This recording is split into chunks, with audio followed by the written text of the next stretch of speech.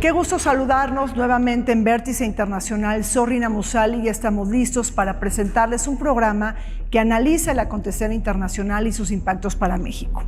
El mundo mira con gran expectativa el próximo encuentro entre Donald Trump y Xi Jinping en Corea del Sur en el marco de la cumbre de la PEC, este foro de cooperación económica Asia-Pacífico, y se trata del primer encuentro cara a cara entre los dos presidentes después del regreso de Donald Trump a la Casa Blanca. Pero ¿qué ha pasado últimamente entre Washington y Beijing? ¿Cómo está caminando la rivalidad estratégica en temas comerciales, económicos y tecnológicos? ¿Cuáles son las agendas de política exterior y cuáles son los puntos más espinosos? ¿Y qué implicaciones tiene para México, además de las grandes oportunidades que nos puede dar la rivalidad estratégica entre Estados Unidos y China? Les pido por favor que me acompañen.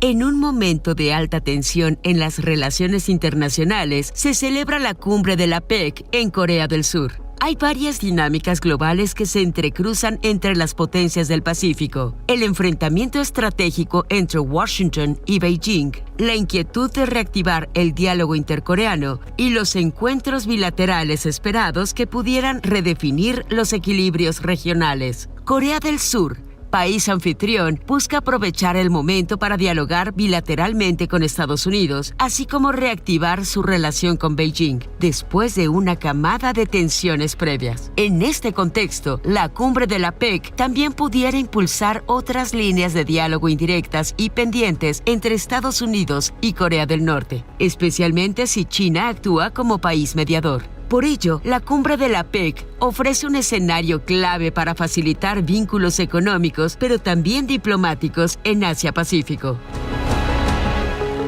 El mundo gira su atención a Corea del Sur, donde tendrá lugar la cumbre de la PEC, este foro de cooperación económico Asia-Pacífico conformado por 21 países que también se incluye la presencia de China y de Estados Unidos.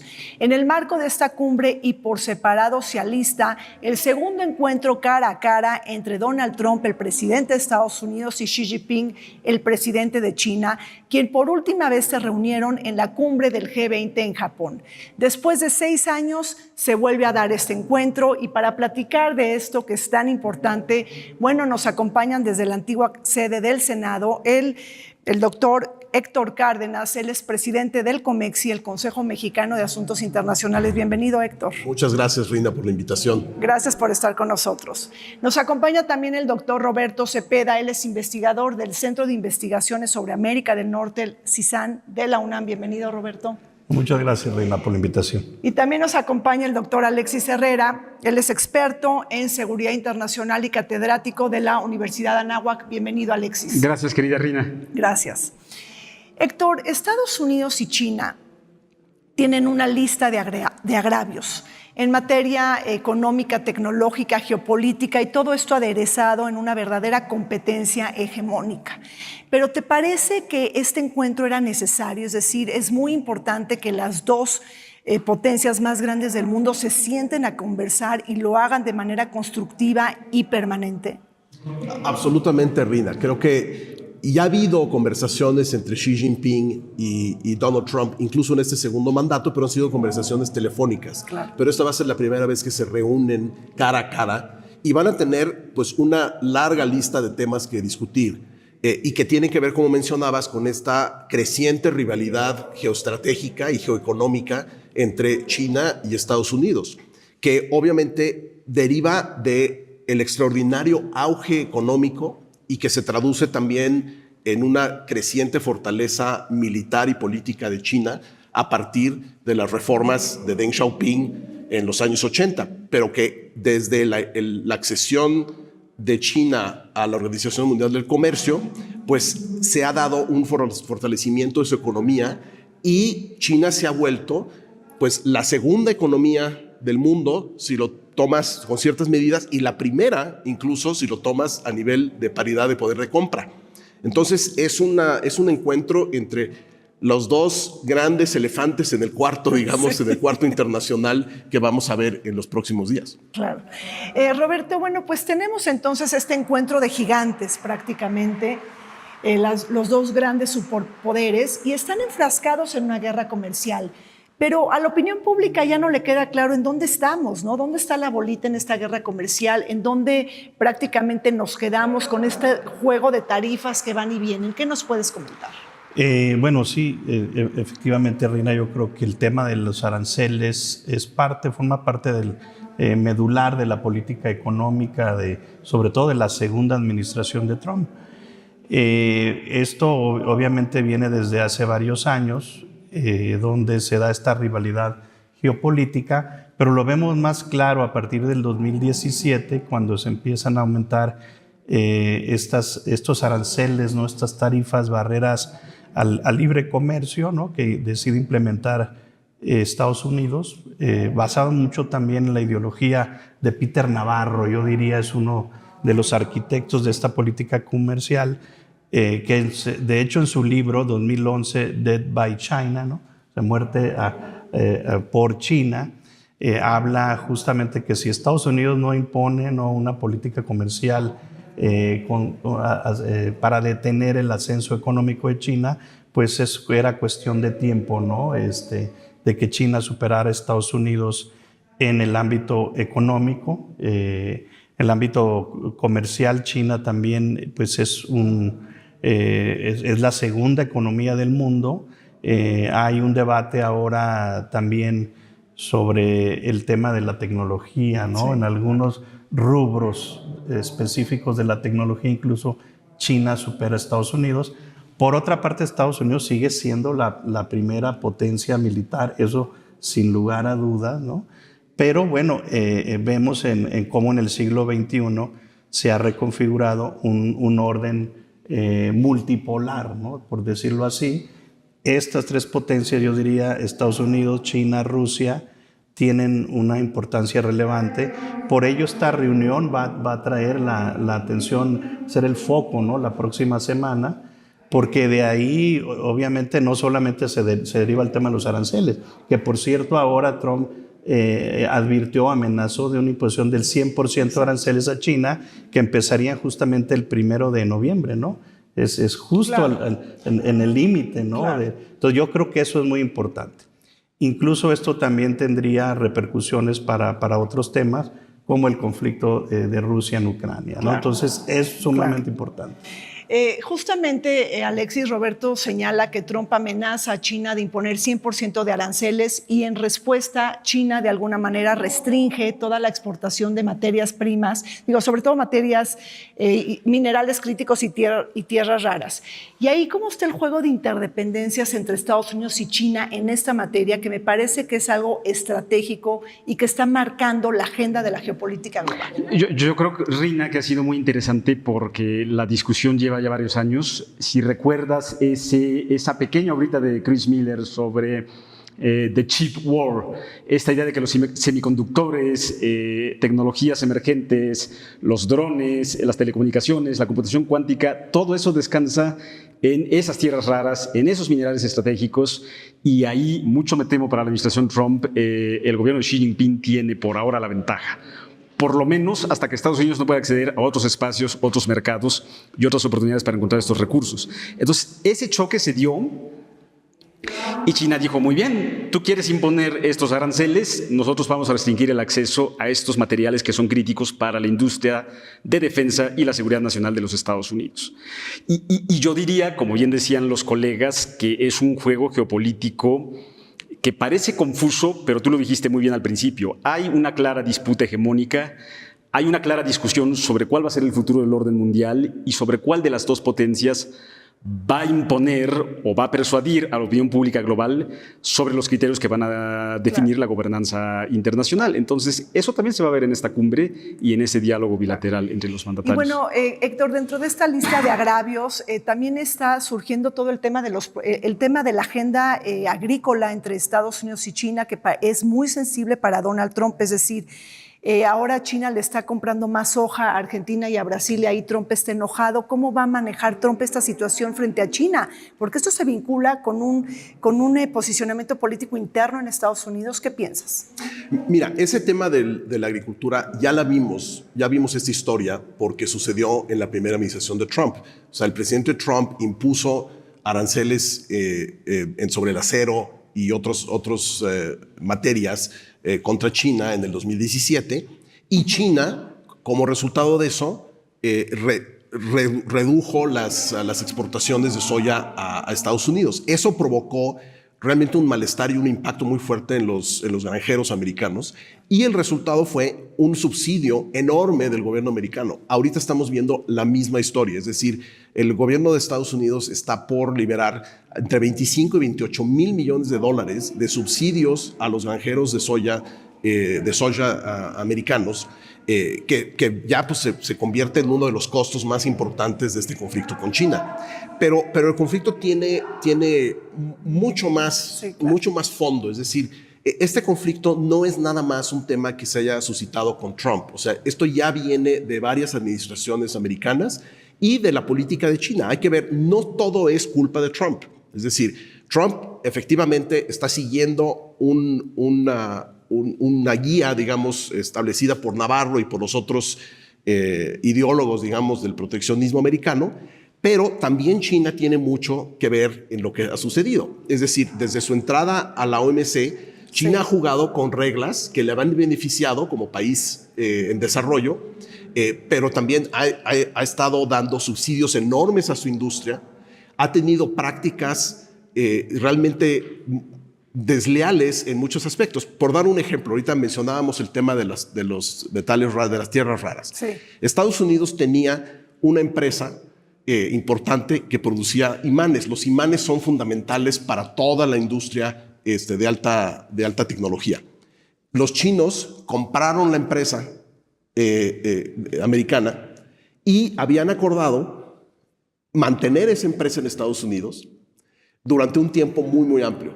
Lo que acabaron haciendo es que compraron la empresa, cerraron la empresa, se llevaron la tecnología y se quedó Estados Unidos sin ninguna empresa, sin ningún competidor importante en la industria de los imanes, ¿no?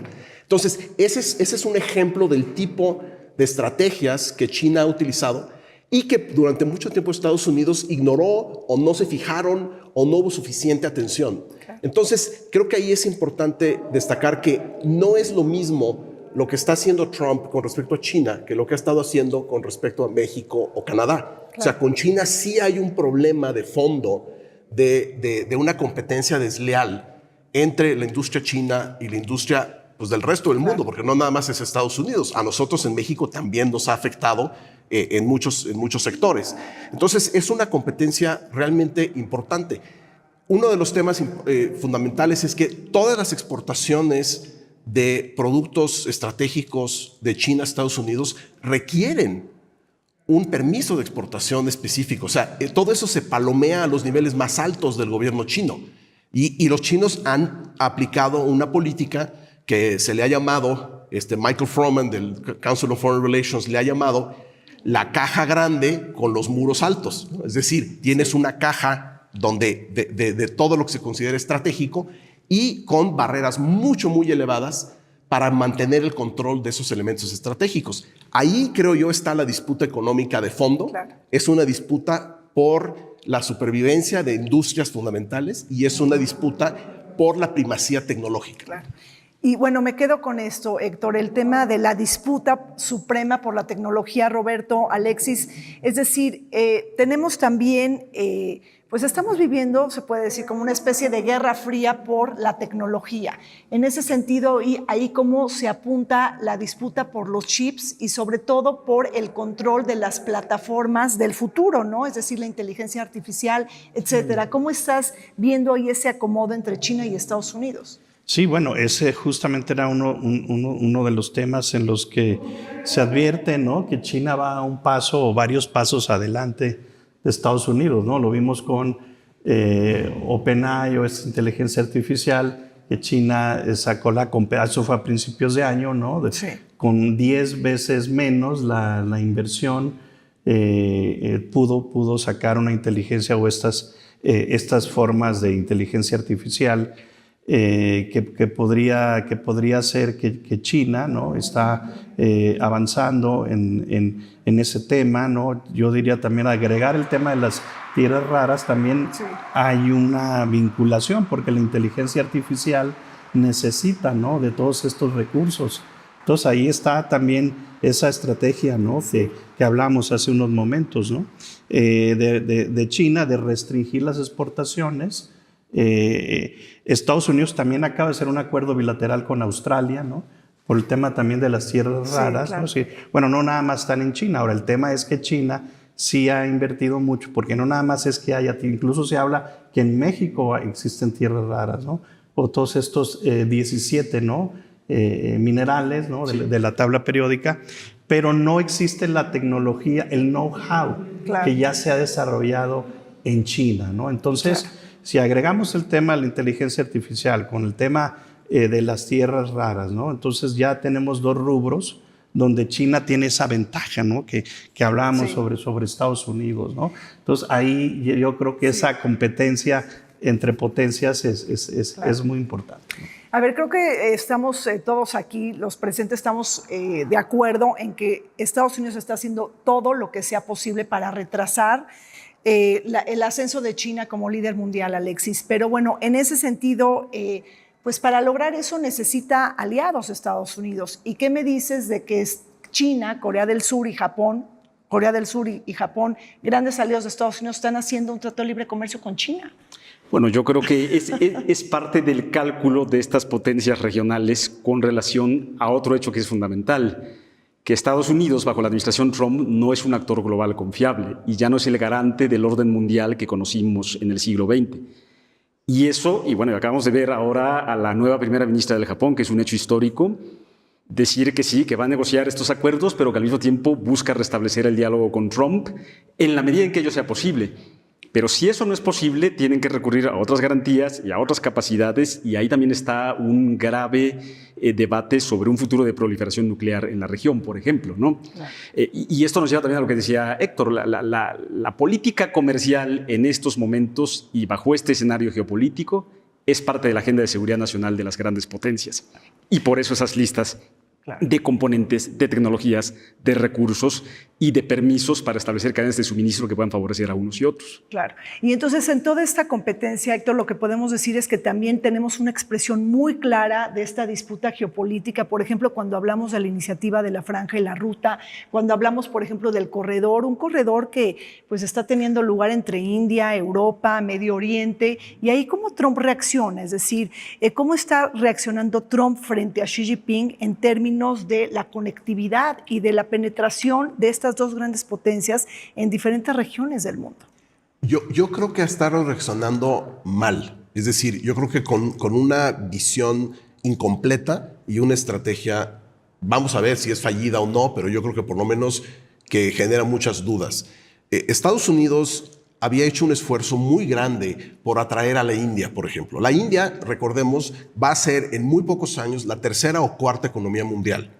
Es un rival en términos de su capacidad de manufactura, se puede convertir en un rival de China, ¿no? Es un actor internacional muy importante.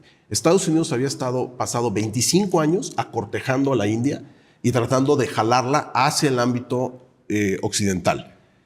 Con un plumazo, revirtió esos 25 años de esfuerzo y empujó a la India mucho más cerca de China de lo que estaba. Lo mismo puede suceder, no ha sido tan fuerte porque los japoneses y los coreanos del sur pues tienen mucho más precaución con respecto a China. Recuerden que ambos han peleado guerras contra China, o sea, Corea del Sur, bueno, Corea fue una provincia china, o sea, fue atacada y fue controlada por China durante mucho tiempo. Los japoneses y los chinos han tenido pues, una guerra tremenda y además donde hay un resentimiento muy fuerte de China con respecto a las atrocidades que cometió Japón en la Segunda Guerra Mundial. Entonces, ellos son están mucho más cercanos a Occidente, son aliados de Occidente, pero aún así, como decía Alexis, o sea, tienen serias dudas sobre la confiabilidad de las alianzas que hacen con Trump.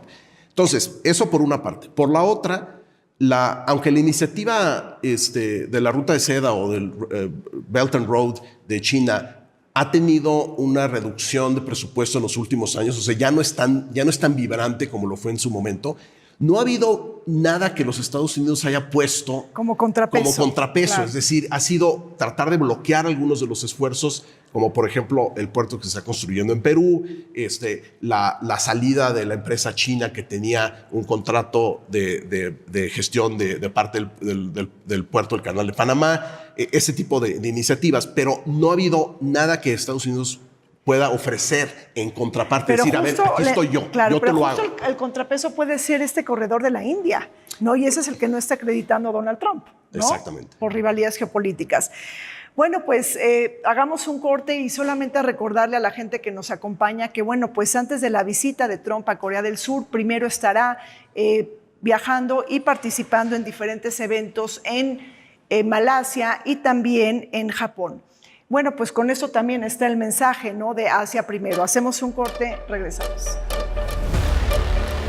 La guerra comercial entre Estados Unidos y China ha entrado en una nueva fase. Ahora el conflicto ya no solo se libra con aranceles, sino también con minerales. China, que domina más del 90% del procesamiento mundial de tierras raras, impuso nuevas restricciones a 12 de estos elementos esenciales para fabricar baterías, misiles, microchips y turbinas eólicas. En respuesta, Washington amenazó con elevar los aranceles al 100%, acusando las medidas de Pekín como una coacción económica. Por otro lado, el Fondo Monetario Internacional advirtió que una ruptura prolongada podría afectar el crecimiento global. En este escenario, la próxima reunión entre Donald Trump y Xi Jinping en Corea del Sur se perfila como un intento crucial por evitar que las amenazas se conviertan en una guerra por los recursos del futuro.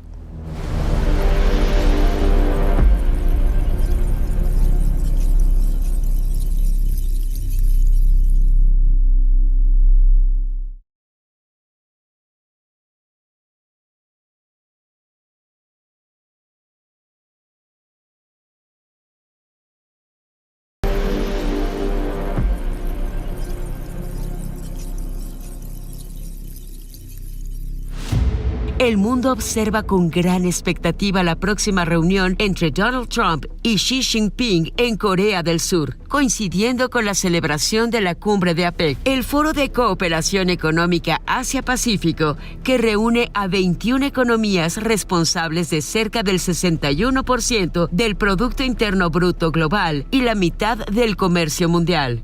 Este encuentro bilateral se desarrolla en un contexto marcado por amenazas arancelarias, controles de exportación, disputas por tierras raras, una intensa competencia tecnológica, así como las divisiones provocadas por la guerra entre Rusia y Ucrania. La rivalidad geopolítica entre Estados Unidos y China se manifiesta en cada uno de estos frentes, generando efectos inmediatos en el curso de la política internacional. En este sentido, la reunión cara a cara de ambos líderes representa una oportunidad para explorar vías de cooperación que marcarán el rumbo del orden global en el siglo XXI.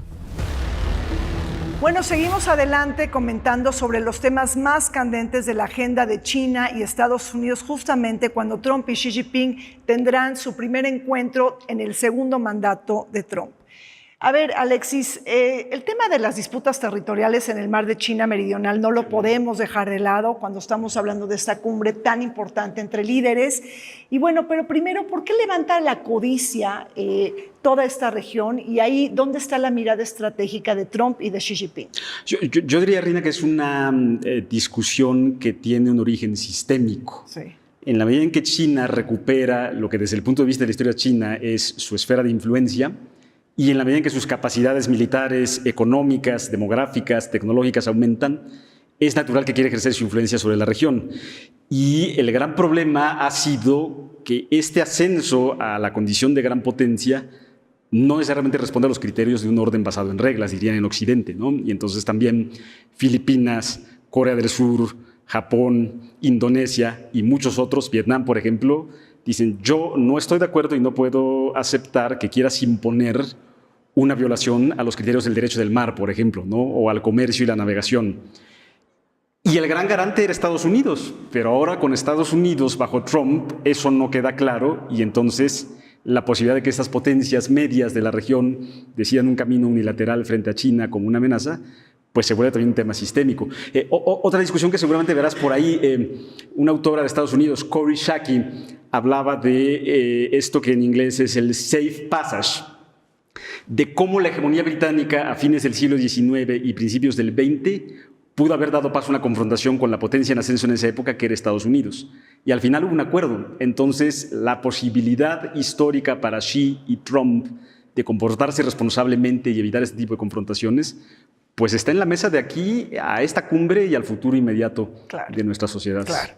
Bueno, y una pregunta obligada, Roberto, pues Taiwán, es decir, es la madre de todas las batallas, prácticamente se estará discutiendo de esto en la cumbre o cómo juega esto de manera indirecta en la toma de decisiones. ¿Qué piensas? Sí, bueno, yo creo que la relevancia de esta cumbre es por los acuerdos, ¿no?, que se pueden lograr. Entonces son muchísimos temas, ¿no? Hablábamos ahorita del mar meridional, esa disputa, ¿no?, entre los países de la región, que ahora no queda muy claro. Hablábamos también de la India, ¿no? Sí. Cómo incluso la India se ha acercado más a China, a Rusia, y justamente eso es resultado, ¿no?, de parte de la política exterior de Trump. Pero lo dijo justamente hace unos días Donald Trump, que el objetivo de esta reunión era lograr acuerdos y probablemente tenga que ceder, ¿no?, en algunas cosas o sea, al final del día, claro, el trumpismo de las características es que no le gusta el multilateralismo. Y cuando puede, es unilateral, cuando tiene la fuerza para imponerse. Y si no, es bilateral, ¿no?, la negociación. Claro. Entonces, yo creo que esta negociación incluso no tiene alcances, ¿no?, para ver el tema de Taiwán, sino también para terminar con el conflicto Rusia-Ucrania, por ejemplo, ¿no? Claro. Porque por las restricciones que impuso China al petróleo ruso, ¿no?, incluso la India también está limitando las compras del petróleo ruso, ¿no? Entonces, estamos hablando de este orden multipolar, ¿no?, donde hay estas potencias regionales, pero al final del día, en la mesa de negociaciones, Estados Unidos sigue teniendo un rol significativo, ¿no?, para todos estos temas, claro, que van a repercutir en la gobernanza global. Claro. ¿No? Pero Taiwán ahí es muy importante, Héctor, el tema de los chips. Y bueno, ahí quizá una línea roja de Trump frente a Xi Jinping es no armar a Taiwán. Entonces, ¿cómo está ahí el manejo? Y si esto de alguna manera pues tiene incidencias de manera indirecta en la cumbre. O sea, ¿cómo están ahí las tensiones por Taiwán en este momento? El tema de Taiwán es bien complicado porque los Estados Unidos ha adoptado desde que reconoció a China en los años 70 una política que se llama, una doctrina que se llama de ambigüedad estratégica. Es decir, Estados Unidos nunca ha dicho de manera contundente: si invades Taiwán, yo voy a defender a Taiwán, ¿no? Esa ambigüedad estratégica ha permitido que China lea la posibilidad de que Estados Unidos en efecto reaccione de manera muy agresiva ante una invasión de Taiwán. Pero hoy en día el riesgo no es tanto de una invasión. Hay muchas otras cosas que puede hacer China para ir cerrando la cerca alrededor de Taiwán y poco a poco hacerse de Taiwán, ¿no? Puede ser desde embargos, desde bloqueos selectivos, limitados, un poquito la teoría del sapo en el agua caliente, ¿no? Es decir, de que en lugar de tener una invasión de escala masiva, que sería extraordinariamente difícil, probablemente más difícil que la invasión de Normandía, ¿no? Porque hoy en día, sobre todo con las armas que tenemos, los drones, los misiles, etcétera, es muy difícil lanzar una invasión marítima porque los barcos se mueven muy despacio y los drones y los misiles se mueven muy rápido. Entonces, hay un problema serio de una invasión. Y una invasión probablemente sí generaría costos para China muy, muy fuertes.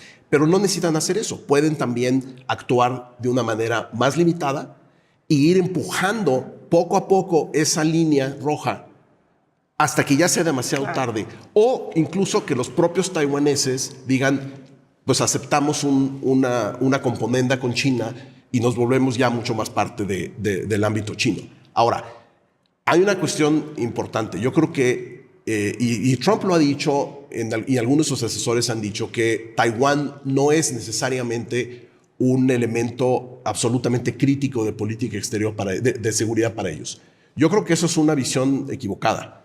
Taiwán representa prácticamente el 100% de toda la manufactura de chips a nivel mundial, es decir, de lo que está en el ámbito occidental. O sea, toda la industria de tecnología de Estados Unidos, de lo que no depende de China, el resto depende de Taiwán, ¿no? Entonces, entregarle toda esa capacidad de manufactura de semiconductores y de chips a China sería realmente un retroceso fundamental para Estados Unidos en su competencia. Entonces yo creo que ahí es un área donde Estados Unidos no puede permitir que China llegue a anexarse o a reincorporar a Taiwán dentro de su sistema político. Y ahora, yo no creo que vaya a haber un acuerdo, no estoy seguro si vaya a haber acuerdos realmente de largo alcance de esta reunión. Claro. Yo francamente creo que no. Creo que va a haber un comienzo de una discusión más personal. Seguramente Trump va a decir que ya acordaron algunas cosas, pero serán acuerdos, como muchos de los que hace Trump, son acuerdos, ahora sí que en un papelito. Sí, muy rápidos. Sí, muy rápidos y sin ningún elemento de implementación. Lo que sí creo es que empieza esa discusión y va a ser un momento muy claro para que se calen unos a los otros y vayan viendo hasta dónde llega la capacidad de Trump de resistir a China y de China de resistir a Trump. Y en esta guerra de calibrajes, ¿no? Como bien lo señala Héctor, Alexis, ¿ves, por ejemplo, que dentro del marco de la PEC se pueda relanzar el diálogo intercoreano? Porque este es otro tema muy importante en el marco de la PEC. Digo, la PEC es un foro de cooperación económica, pero también sirve para incluir otros temas de geopolítica que son de gran preocupación internacional. Digo, ahí tenemos una Corea del Norte que está participando con tropas en Ucrania. Entonces, ahí Trump lo tiene en la mirada. Es muy probable que sí lo tenga en la mirada, pero como dice Héctor, habrá que esperar cuáles son los planteamientos específicos y las formas de esta diplomacia, que es una diplomacia transaccional, como bien decían ustedes, es lo que hace que esto sea riesgoso. Porque además APEC nos habla de un mundo que ya no existe, un mundo en el cual se creía que el multilateralismo y el comercio libre eran las bases del orden mundial que nos iba a llevar a la prosperidad y a la estabilidad en el siglo XXI. Trump como un actor transaccional que impone decisiones, como bien decían ustedes aquí, y China como una gran potencia en ascenso, que puede incurrir en ciertos costos frente a sus adversarios en la región, encuentra que quizá no tiene incentivos para avanzar por ese camino. Lo que sí es interesante es eso, ¿no? Está Chile, están los representantes de Taiwán también, están muchas de estas potencias que tienen interés en dialogar en estos espacios y aprovechar el espacio también para dialogar con los dos mandatarios en eso que en México llaman las pasilleras, ¿no? Sí, claro. Es decir, estos side-back channels, que son oportunidades informales. Entonces habrá que observarlo con mucho interés. Sí. Ahora, Roberto, efectivamente, como dice Alexis, están, alrededor de la cumbre de la PEC, que se va a dar en un encuentro paralelo, por así decirlo, con Trump y Xi Jinping. Pues pasan otras cosas muy importantes. El hecho de que Xi Jinping vaya a Corea del Sur y vaya a visitar al presidente Lee, que tomó posesión apenas en junio de este año, bueno, pues de alguna manera también es algo muy importante, es decir, reactivar las relaciones entre China y Corea del Sur, que tuvieron grandes turbulencias políticas el año pasado, o los recientes años. ¿Cómo ves esos encuentros que también de alguna manera pues abonan al diálogo internacional? Claro, ¿no? Pues aquí estamos viendo todo esto, Reina, en un contexto geopolítico de conflicto entre potencias, ¿no? Y de influencia regional, ¿no? Entonces China pues también está aprovechando esta oportunidad para extender sus relaciones con los países, su influencia en la región. O sea, también, ahorita que hablas el tema de Corea del Norte, ¿no? Sí. Yo creo que también es muy importante que tradicionalmente Corea del Norte es el aliado, ¿no? De China. Ahora está este acercamiento con Corea del Sur. Incluso lo que decía Alexis de esta posibilidad, hay que recordar que ya hubo un acercamiento, ¿no? Entre ambas Coreas en la primera administración de Trump. Y Trump pues tiene también ese interés de servir de negociador en conflictos regionales, ¿no? No solamente en Medio Oriente, ya está hablando también de terminar el conflicto en Ucrania, ¿no? Pero que él sea, ¿no? Quien está promoviendo, ¿no? Estas pacificaciones o este término de los conflictos. Y yo creo que no se puede descartar un escenario como lo señalas, ¿no? Claro. Que haya un mayor acercamiento entre ambas Coreas. Y pues sí, obviamente aquí estamos, no sé si podemos llamar una nueva Guerra Fría, donde cada una de estas potencias está tratando de aumentar, ¿no? Su influencia en la región. Hablamos también ahorita con el caso de Japón, ¿no? Sí. Entonces ahí está Corea del Sur, otra de los aliados tradicionales de Estados Unidos en la región, que Trump va a estar ahí, pero también China, ¿no? Claro. Sí. Bueno, y en todo este enjambre de intereses, Alexis, la guerra Rusia-Ucrania, ¿cómo juega en la agenda bilateral China-Estados Unidos? Qué bueno que lo preguntas, querida Rina, porque es fundamental para el debate de política exterior en Estados Unidos. Sí. Yo diría que hay varios campos al interior de la administración Trump, y si recuerdan ustedes, por ejemplo, el posicionamiento de Steve Bannon era: tenemos que abandonar a Ucrania y exigir más Europa Occidental, porque Rusia tiene que regresar a Occidente para contener a China. Esa era una de las lógicas que había en esta discusión. Y la otra lógica es, si eso no es así, ¿cómo dialogar con China en términos constructivos para salvaguardar los intereses de Estados Unidos en el Indo-Pacífico? Lo que parece sugerir que estas dos vías no son compatibles al mismo tiempo. Y ahí sospecho que en efecto Estados Unidos está cometiendo el error de creer que puede dialogar racionalmente con el agresor en Ucrania, que es la Rusia de Putin. Entonces hay un cálculo equivocado ahí, pero que nos lleva también a lo que decían los colegas. ¿Dónde está India? ¿Dónde está Corea del Sur? ¿Y dónde están el resto de las potencias en el Indo-Pacífico que ven esa incongruencia y que por lo tanto refuerzan la impresión de que Estados Unidos en este momento no es confiable? Claro. Y que podría bueno, tenemos ahí, Héctor, bueno, pues la cumbre de Alaska entre Trump y Putin, que de alguna manera pues no tuvo mucho aporte, por así decirlo, y bueno, se cancela la reunión en Hungría. Entonces, ¿cómo crees que se pueda dialogar entre Trump y Xi Jinping sobre el tema de Ucrania y el tema de Rusia? Mira, yo creo que ahí lo que ha sucedido es que China ha encontrado una vía para acercarse a Rusia y utilizar a Rusia para mantener distraído a Estados Unidos. La relación entre Rusia y China no es una alianza, ¿no?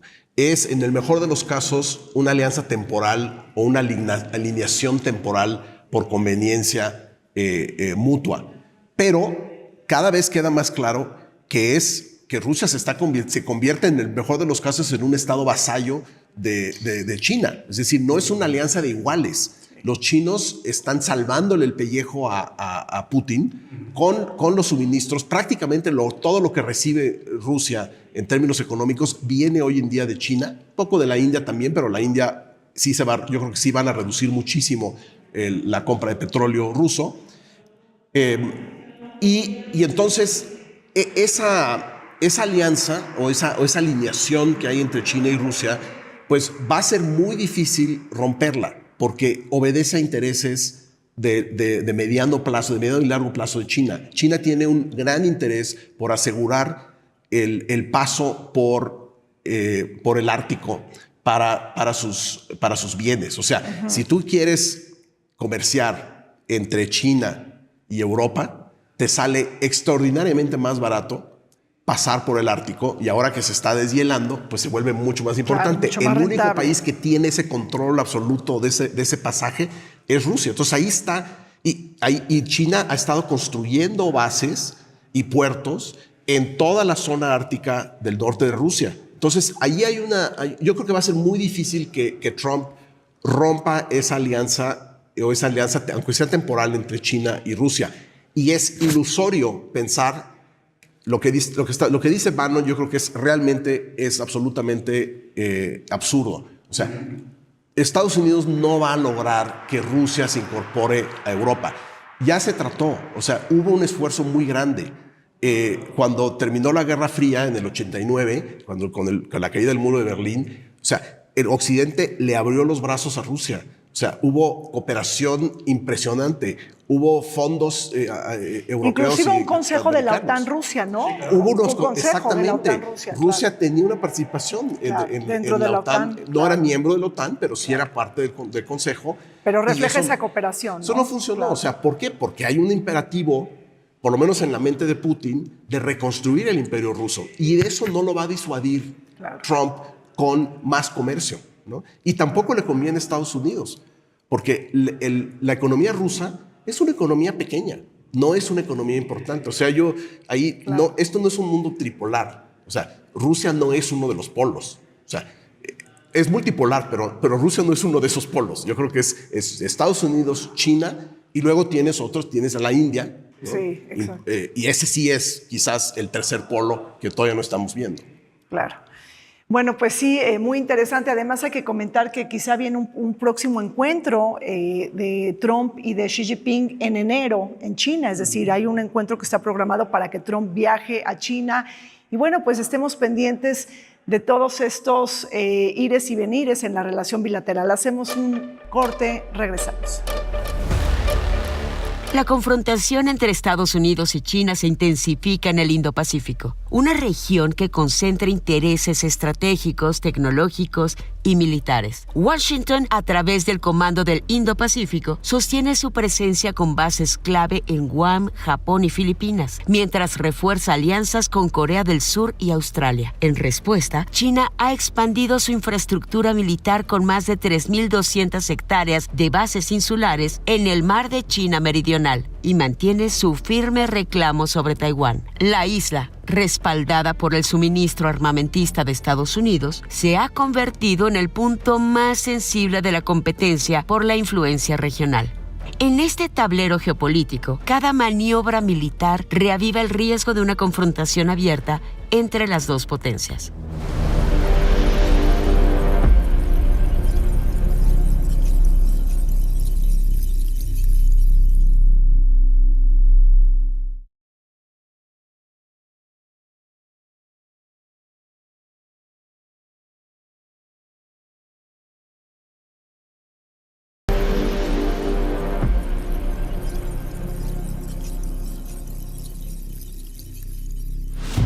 El conflicto hegemónico entre Estados Unidos y China coloca a la comunidad internacional en una disyuntiva. México debe navegar entre las tensiones y rivalidades de sus mayores socios comerciales. Con la Unión Americana compartimos fronteras, comercio, seguridad y la primera diáspora de México en el mundo bajo una relación poblada de interdependencias. Con China, México mantiene su elevado dinamismo comercial, siendo nuestro segundo socio y la ascendente presencia en sectores como energía, manufactura, infraestructura y tecnología. Sin embargo, los equilibrios se ponen a prueba, pues la desconfianza estratégica entre Washington y Beijing ha impulsado a muchas empresas a trasladar parte de su producción fuera de China. En ese sentido, por nuestra proximidad geográfica, mano de obra calificada y el TEMEC, México se ve beneficiado con el nearshoring. Bueno, seguimos adelante con este diálogo sobre la importancia de la cumbre entre Trump y Xi Jinping y estamos analizando pues, los temas más espinosos, los temas geopolíticos, tecnológicos, comerciales de esta relación entre los dos superpoderes. Roberto, un tema que preocupa mucho a Trump y que está relacionado con China y que tiene implicaciones para México es el rol que está jugando China en la cadena de suministro del fentanilo. Platícanos si esto puede ser un tema de debate, ¿no? Un tema de intercambio entre Washington y Beijing ahora que Trump y Xi Jinping estarán en Corea del Sur. Sí, bueno, claro, es como decíamos ahorita, es una reunión bilateral, ¿no? Creo de varias horas por la amplitud de temas, ¿no? Que se van a abordar ahí, no solamente los conflictos que hemos hablado, ¿no? En la región, Rusia y Ucrania, sino también está aquí en América del Norte. Pues el tema del fentanilo hay que recordarlo que fue uno de los temas prioritarios de Donald Trump, que prometió en su campaña, ¿no? Erradicar pues esta epidemia, ¿no? que ha generado decenas de miles de muertes por sobredosis, ¿no? Alrededor del 70-80% de las muertes en Estados Unidos por sobredosis son por el fentanilo, ¿no? Estamos hablando de 300,000 muertes, ¿no? En los últimos 3 años, algo así. Sí. Y bueno, evidentemente, como bien lo señala Reina, todos estos precursores químicos, ¿no? Que llegan hacia las costas, se supone que llegan hacia México y luego se fabrica, ¿no? El fentanilo, ¿no? Aunque eso no está muy claro todavía, si ya viene preparado, cómo llegan esas píldoras, ¿no? Hacia Estados Unidos. Pero sí, realmente yo recuerdo que ya hubo una misiva, ¿no? Del presidente López Obrador a China y ellos no reconocen, ¿no? Ese flujo, ¿no? Ahora, no solamente es de China, pero también es de la India, sí, claro, y también de otros países. Pero la respuesta que se le dio en ese momento a México fue digamos, diplomáticamente hablando, de un nivel mucho más bajo, ¿no? Mientras China no reconozca este tema, pues no va a haber una solución, porque son estos fentanilos, estos precursores químicos que se usan para elaborar el fentanilo, que vienen desde China y que en algún momento, ¿no? Llegan hacia Estados Unidos, pero que le ha costado, por ejemplo, a México y a Canadá la imposición de aranceles, ¿no? Sí, claro. Del 25-30%, mientras no se contengan esos flujos. También obviamente está la migración irregular, claro, pero yo creo que sí, yo creo que quienes hemos analizado estos temas, ¿no? en la UNAM, China tiene que ser parte de la solución del fentanilo, porque de ahí vienen todos esos precursores químicos, aunque ellos no lo reconozcan, ¿no? Claro. Sí. Bueno, y se nos acaba el tiempo, Alexis. Está el tema del fentanilo en la agenda bilateral Estados Unidos y China, y esto tiene implicaciones a México, pero a grosso modo, ¿cómo se debe de colocar México en la rivalidad estratégica entre China y Estados Unidos? ¿Qué ventajas podemos tomar de estos desacuerdos, de estas discrepancias? ¿Qué debemos de hacer en materia de política exterior y cómo nos tenemos que posicionar frente a esta rivalidad estratégica? Bueno, es una discusión que responderé estrictamente en términos académicos, pero yo creo que hay un debate sobre la retórica del sur global y la influencia de China en el hemisferio occidental, que también es de preocupación para Estados Unidos y que debería serlo para las sociedades de América Latina y el Caribe. Y en ese sentido, lo que está sucediendo en Venezuela pues es una evidencia de que Estados Unidos está de vuelta en la región y que también, como Rusia en Europa del Este y como China en el Indo-Pacífico, pretende restablecer por la fuerza sus esferas de influencia. Y me parece que la historia de América Latina y los posicionamientos diplomáticos de México en particular siempre han sido renuentes a aceptar estas medidas unilaterales, ¿no? Y esta retórica de carácter unilateral, lo cual me hace pensar que tenemos que buscar los instrumentos de la diplomacia multilateral que precisamente podrían generar, como decían los académicos en la Guerra Fría, espacios de autonomía para México frente a esta disputa global entre China y Estados Unidos. Claro. Y bueno, siguiendo con esto, Héctor, sé que es un tema pues muy ambicioso, pero bueno, ¿tú ves que México queda atrapado en esta disyuntiva de la rivalidad estratégica entre China y Estados Unidos? En algún momento tendremos que escoger.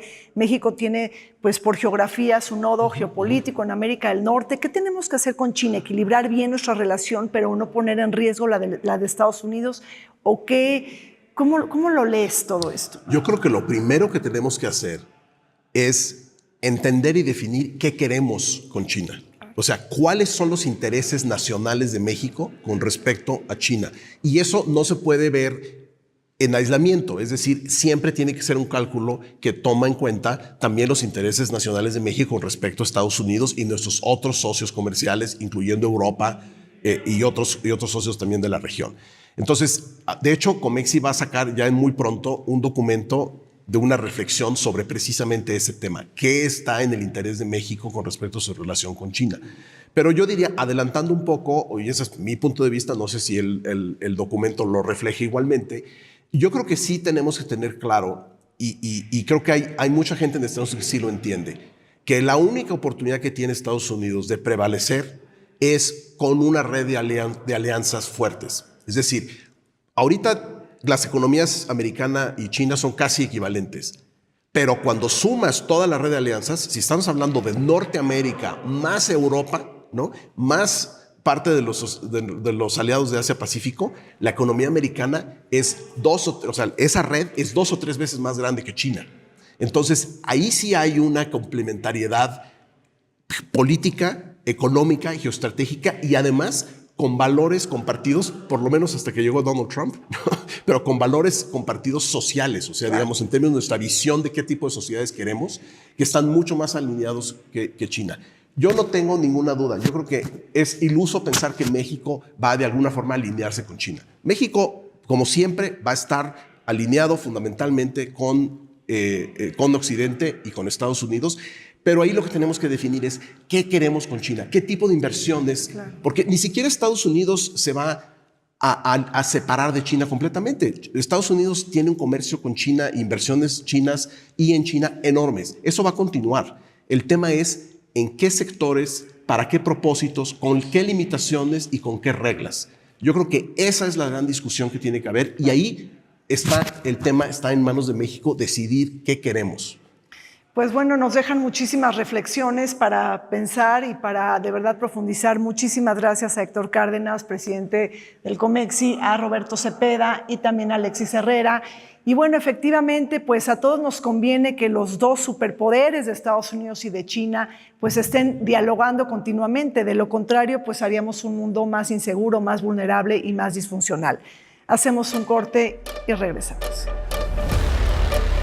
El tráfico de fentanilo se ha convertido en uno de los principales focos de tensión entre Estados Unidos, China y México.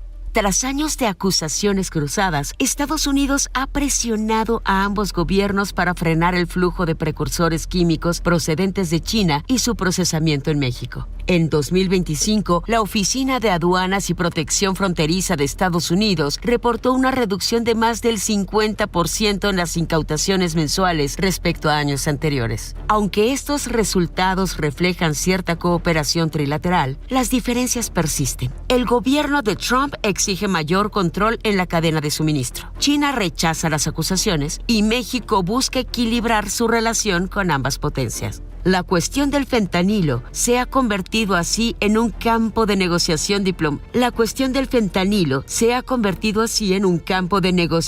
diplomática donde se pone a prueba la capacidad de los tres gobiernos para cooperar sin comprometer sus intereses estratégicos.